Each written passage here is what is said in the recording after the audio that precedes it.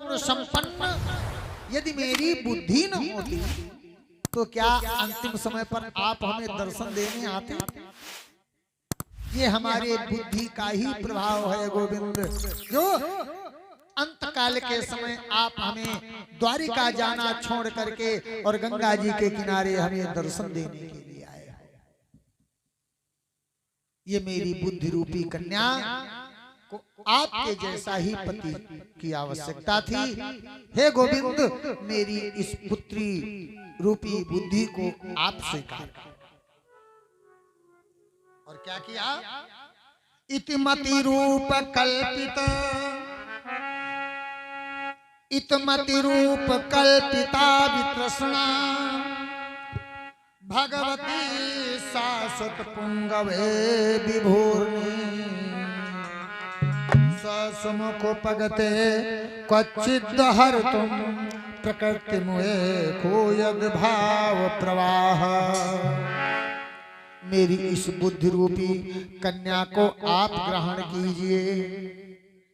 और इतना कहते कहते गोविंद के नेत्रों में नेत्र डाल करके आज भीष्म पितामह कहने लगे, सब लोग बोले हरे कृष्ण गोविंद मोहन मुरारे, हे नाथ नारायण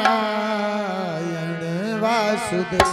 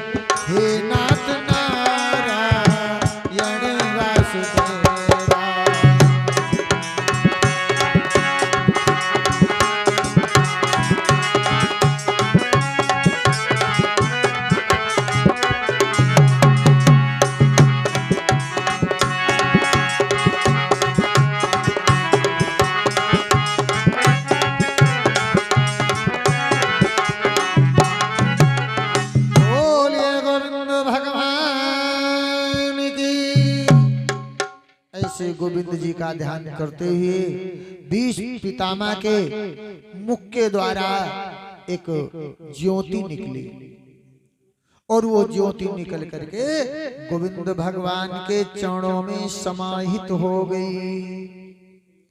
बोलिए भक्तवत्सल भगवान की, कृष्णचंद्र भगवान की। अब तो पांचों पांडव दुखी हो गए। तदुपरांत गोविंद के साथ भीष्म पितामह का भी अंतिम संस्कार पांडवों ने मिलकर के किया। सारे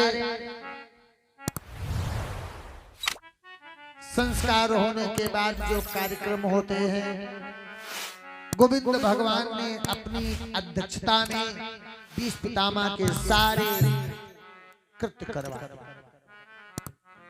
तदुपरांत उसके बाद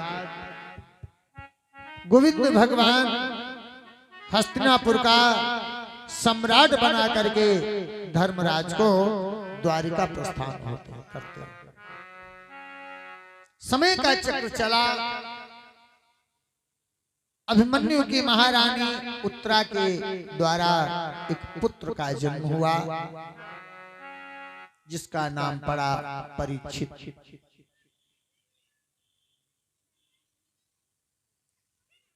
जैसे जैसे परीक्षित बड़े होते गए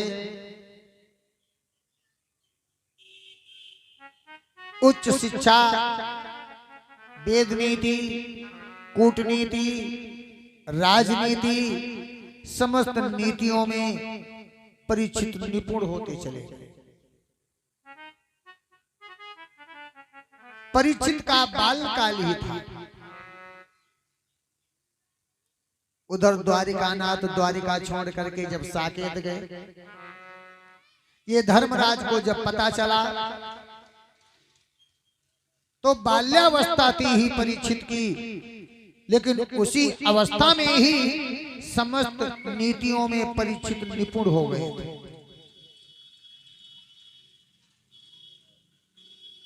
हस्तिनापुर का धर्मराज ने परीक्षित को युवराज बनाया। कुंती ने जैसे सुना कि द्वारिकानाथ इस दुनिया में नहीं रहे, तो कुंती के मुख से निकला हा और हा कृष्ण कह करके पृथ्वी पर गिरी, मृत्यु को प्राप्त हो। ये पांचों भाई द्रौपदी के साथ हिमालय पर्वत की ओर चले गए।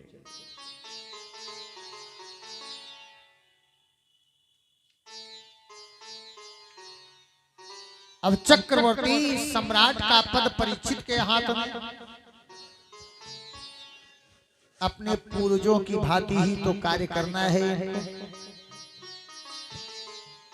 क्योंकि जानते हैं कि हमारे पूर्वज कैसे थे।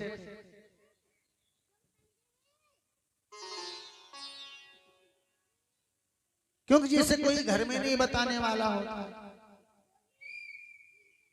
भैया एक घाई देखो लड़का ना कान में सीटी कूकी रहे, देखो भाई कोई जने बिटिया हल्ला कह दे का ये कान में किक्कर, अरे उठाओ मारे तने को बैठी मालूम होत भेज जला फिर चिपकाई दे, कोई धक्का देती उठैया ना। तो घर में नहीं, लेकिन कोई परिवार के गांव घर में तो बुजुर्ग होते हैं, तो वो तो बताते तुम्हारा परिवार, भाई बाबा तुम्हारे ऐसे थे, दादा तुम्हारे ऐसे थे, पिता तुम्हारे ऐसे थे। तो ये तो सुना ही है। वेद रीतियां भी खूब पढ़ी हैं कि जासु राज प्रिय प्रजा दुखारी, सोनप अवसी नरक अधिकारी।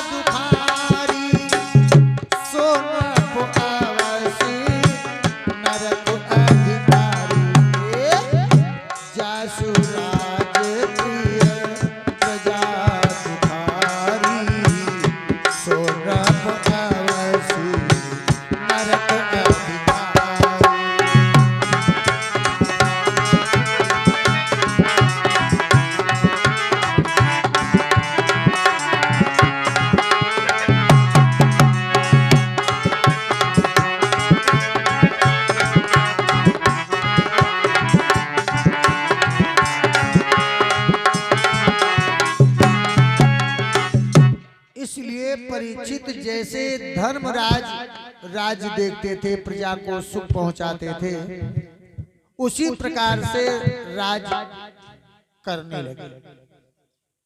कोई अगर दीन दुखी मिल जाता तो सेवक और अनुचर की तलाश नहीं करते परीक्षित, अपनों हाथों से सेवा में उसकी लग जाती।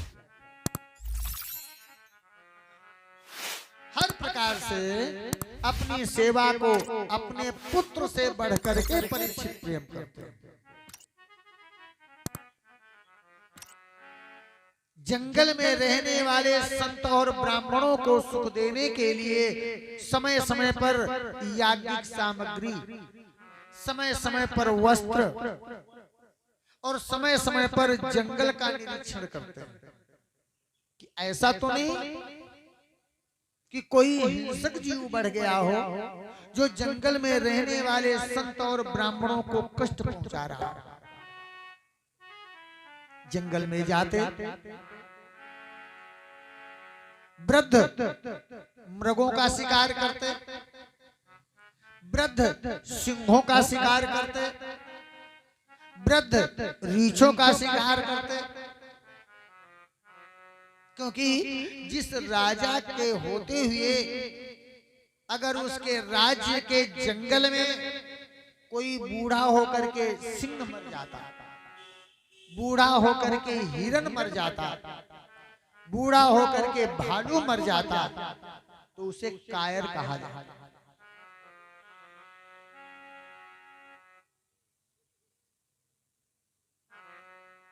उनका वध भी हो जाता और उनके द्वारा जो जीवों को कष्ट मिलता, संत महात्माओं को उस कष्ट से भी निवृत्ति मिल जाती।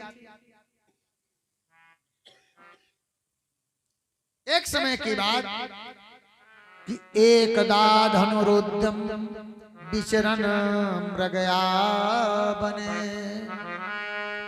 मृधानुगता श्रांता क्षुदितस्तो को भ्रमखम। एक बार महाराज परीक्षित गज पर रथ पर सवार होकर जंगल में शिकार के लिए निकल गए। शिकार की तलाश करते करते करते करते दोपहर हो गई, लेकिन कोई शिकार नहीं मिला।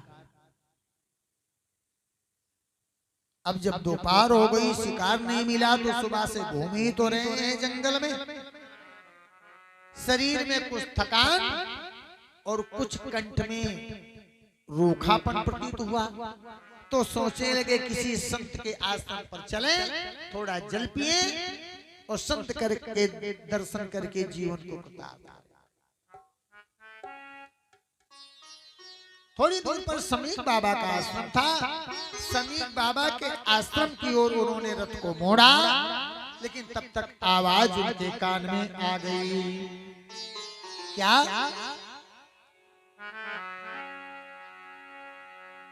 और कौन है आज मेरी,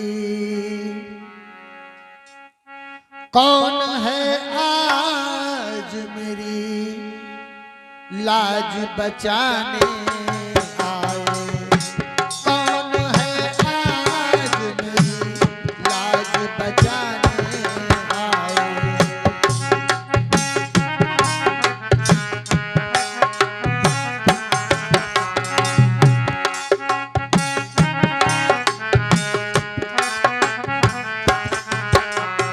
आवाज आ रही है, कौन है आज मेरी लाज बचाने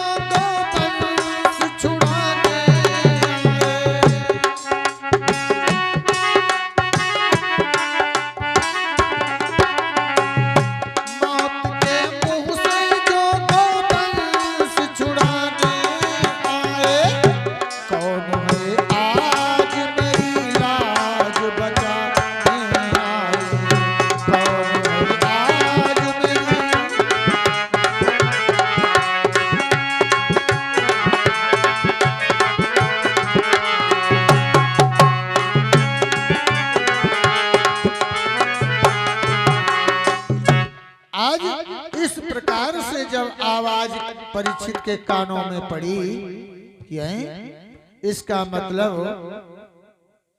इस पृथ्वी पर निवास करने वाली वो गौ मां जिसके शरीर में 33 करोड़ देवताओं का वास माना गया है, उसके ऊपर संकट है और धिक्कार है उस सनातन धर्म में जीवन यापन करने वाले व्यक्ति को जो गौ मां के ऊपर आया हुआ संकट देख करके और मुंह मोड़ करके चला जाए। धिक्कार है उसके जीवन को। महाराज परीक्षित ने तत्काल अपना रथ उधर को मोड़ दिया जिधर से आवाज आ रही है। तो क्या देखा, गाय भागी जा रही है, उसके पीछे लंगड़ाता हुआ बैल भागा जा रहा है, उसके पीछे एक काला पुरुष हाथ में मोटा सा डंडा लिए हुए गाय बैल को दौड़ाता जा रहा है और जब नजदीक पहुंचता है तो पीठ पर डंडे से प्रहार करता है। महाराज परीक्षित ने उस काले पुरुष को डांटा और गाय बैल को चुमकार करके अपने पास खड़ा कर लिया और कहा, घबराओ नहीं, अब तुम्हारी रक्षा के लिए मैं आ गया हूँ। बोलो ये कौन है तुमको जो ताड़ित कर रहा है, कष्ट दे रहा है? लेकिन गाय तो बेचारी भयभीत है, कहां पर? बैल कहने लगा, महाराज आप जिसको गाय जान रहे हैं, ये गाय नहीं, ये पृथ्वी माँ है। और पृथ्वी माँ पर जब जब कष्ट आता है, जब जब वो दुखी होती हैं, तो एक गाय का ही वेश धारण करती है।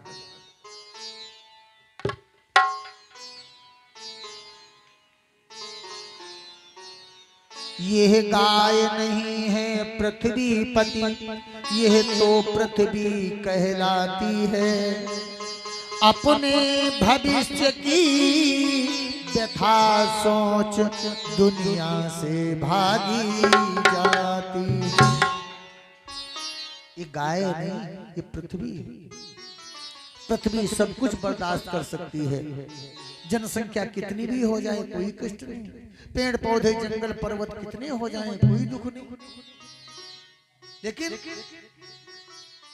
पाप का बोझ, पाप का बोझ धरा से न सहन होता है। जब पाप बढ़ता है तो उस पाप के बोझ से पृथ्वी घबराने लगती है, कांपने लगती है। और तब गाय का वेश बना करके ब्रह्मलोक को जाते हैं। महाराज कुछ कृपा कर, जिससे हमारे ऊपर से ये पाप होना। तो महाराज ये गाय नहीं, पृथ्वी गाय के वेश में। परीक्षित बोले तुम कौन हो? बोले महाराज हम बैल के रूप में हैं, लेकिन हम धर्म नाम से जाने जाते हैं। बोले धर्म तुम? हाँ, बैल के रूप में क्या करूं? और वो भी लंगड़ा रहे हो। बैल बोला महाराज जैसे गाय मुसीबत की मारी, उससे ज्यादा मैं मुसीबत का मारा। कैसे? धर्म रूपी बैल बोला सतयुग में हमारे 20 चरण थे, 20 चरण, चाहे जहां स्वतंत्र होकर के घूमता था, नो टेंशन। लेकिन सतयुग गया, त्रेता आया,